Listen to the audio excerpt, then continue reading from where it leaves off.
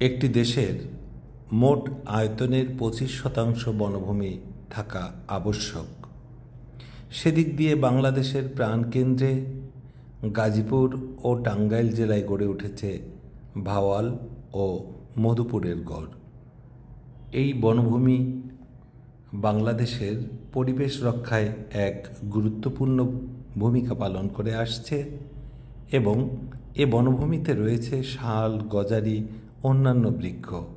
এছাড়া এ বনভূমিতে আপনি দেখতে পাবেন বনবিড়াল, শিয়াল, গন্ধগোকুল, মুখপোড়া হনুমান, দেশি বনশূকর, মায়াহরিণ, বানর, বনমোরগ এবং অসংখ্য পাখপাখালি।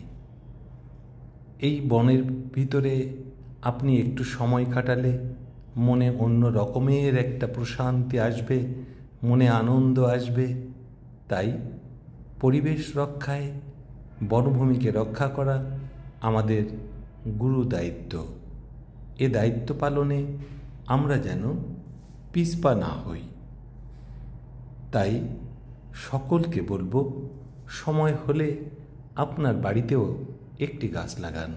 ধন্যবাদ সকলকে।